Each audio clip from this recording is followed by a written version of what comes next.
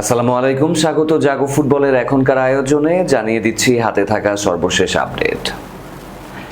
ইয়ামালের হাতে ফিলিস্তিনের পতাকা, হিতাহিত জ্ঞান হারিয়ে ফেলেছেন ইসরায়েলের প্রতিরক্ষা মন্ত্রীকে ধুয়ে দিলেন স্পেনের প্রধানমন্ত্রী। মুক্তি পেল বিশ্বকাপের অফিসিয়াল থিম সং দাই দাই। বাংলাদেশের কোচ নিয়োগ নিয়ে মধুর সংকট, আবারও অপেক্ষায় রাখলো বাফুফে। দলের সেরা তারকাকে ছাড়াই বিশ্বকাপের দল ঘোষণা করল জাপান। সমর্থকদের তোপের মুখে এমবাপে, কোচের সাথে সম্পর্কে ভাঙন। শিরোনাম শুনছিলেন, এবার পুরো খবর। ইয়ামালের হাতে ফিলিস্তিনের পতাকা, ইসরায়েলের প্রতিরক্ষা মন্ত্রীকে কড়া জবাব স্পেনের প্রধানমন্ত্রীর। স্প্যানিশ ক্লাব বার্সেলোনা তারকা ফুটবলার লামিন ইয়ামালকে ঘিরে ফিলিস্তিনের পতাকা প্রদর্শনের ঘটনা আন্তর্জাতিক রাজনৈতিক বিতর্কে রূপ নিয়েছে। এ নিয়ে মুখোমুখি অবস্থান নিয়েছেন ইসরায়েলের প্রতিরক্ষা মন্ত্রী ইসরায়েল কাতস এবং স্পেনের প্রধানমন্ত্রী পেদ্রো সানচেজ। ইয়ামালের ফিলিস্তিনের পতাকা উড়ানো নিয়ে প্রতিক্রিয়া জানায় ইসরায়েলের প্রতিরক্ষা মন্ত্রী ইসরায়েল কাতস।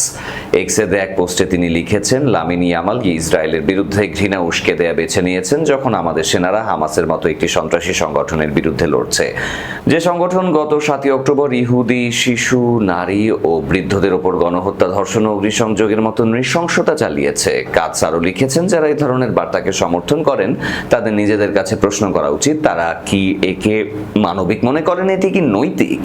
ইসরায়েল রাষ্ট্রের প্রতিরক্ষা মন্ত্রী হিসেবে ইসরায়েল ও ইহুদিদের বিরুদ্ধে উস্কানির মুখে আমি চুপ থাকবো না। বার্সেলোনার প্রতি আহ্বান জানিয়ে কাতস লিখেছেন, আমি আশা করি এফসি বার্সেলোনার মতো একটি বড় সম্মানিত ক্লাব তাদের খেলোয়াড়ের এমন বক্তব্য থেকে নিজেদের দূরে সরিয়ে নেবে।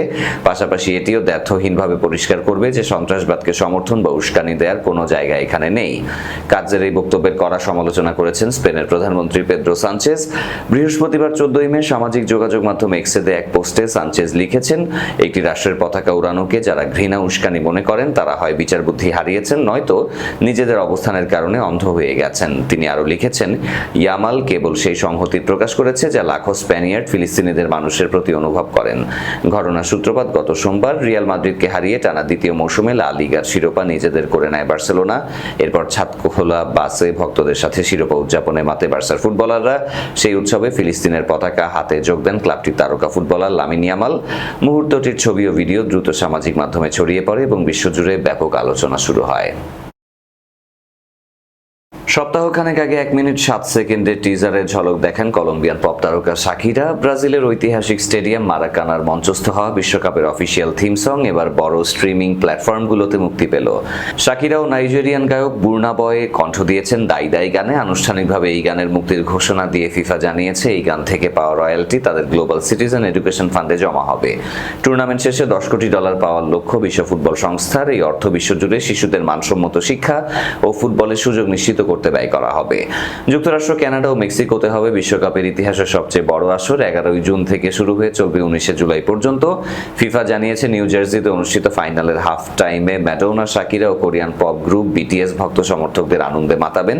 তার আগ পর্যন্ত তাদের হৃদয়ে ঢেউ তুলবে 3 মিনিট 45 সেকেন্ডের দাই দাই। বিশ্বকাপে বেশ পরিচিত মুখ শাকিরা। 2010 সালে ওয়াকা ওয়াকা থিম সং এর প্রধান মুখ ছিলেন তিনি। এছাড়া 2006 ও 14 সালের বিশ্বকাপ ফাইনালেও পারফর্ম করতে দেখা গেছে তাকে। বাংলাদেশের কোচ নিয়োগ নিয়ে মধুর সংকট, আবারও অপেক্ষায় রাখলো বাফুফে। দলের সেরা তারকাকে ছাড়াই বিশ্বকাপের দল ঘোষণা জাপানের।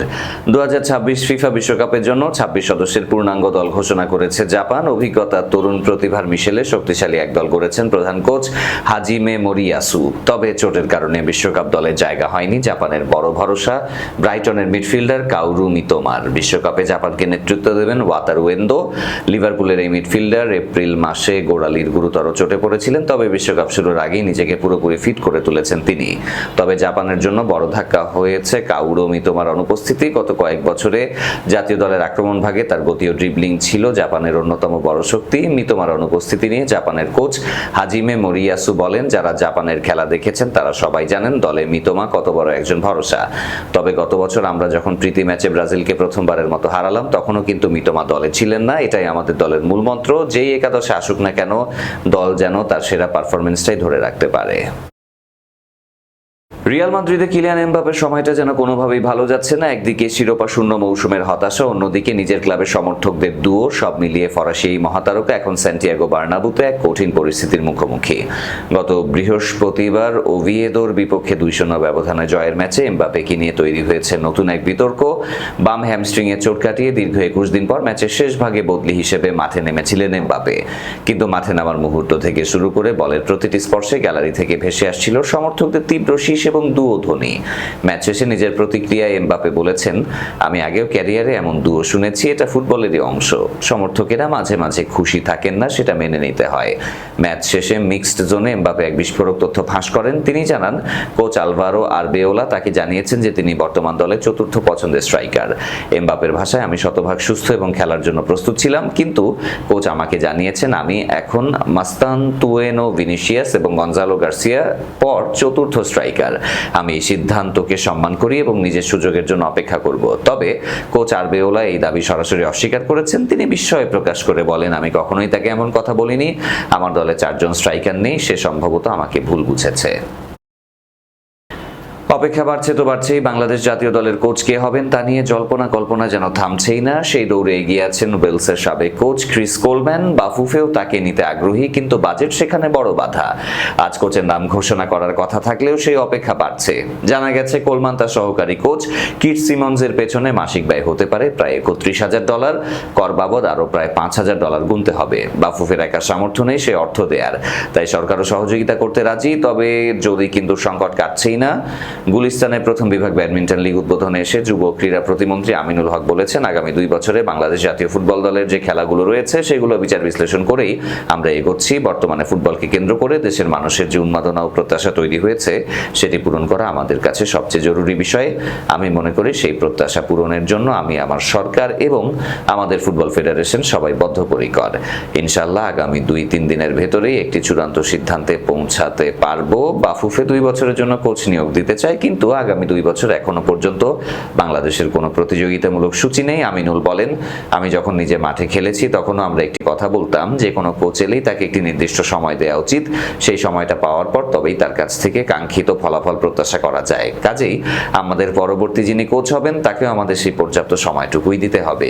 সময় না দিলে আমরা আসলে কাঙ্ক্ষিত ফলাফল পাবো না। আমাদের যে সীমাবদ্ধতা রয়েছে সেসবের আলোকে আমরা সবকিছু মিলিয়েই আলোচনা করছি। এরই সাথে শেষ করব আজকের জাগো ফুটবল। তার আগে শিরোনামগুলো আরো একবার। ইয়ামালের হাতে ফিলিস্তিনের পতাকা, হিতাহিত জ্ঞান হারিয়ে ফেলেছেন ইসরায়েলের প্রতিরক্ষা মন্ত্রীকে ধুয়ে দিলেন স্পেনের প্রধানমন্ত্রী।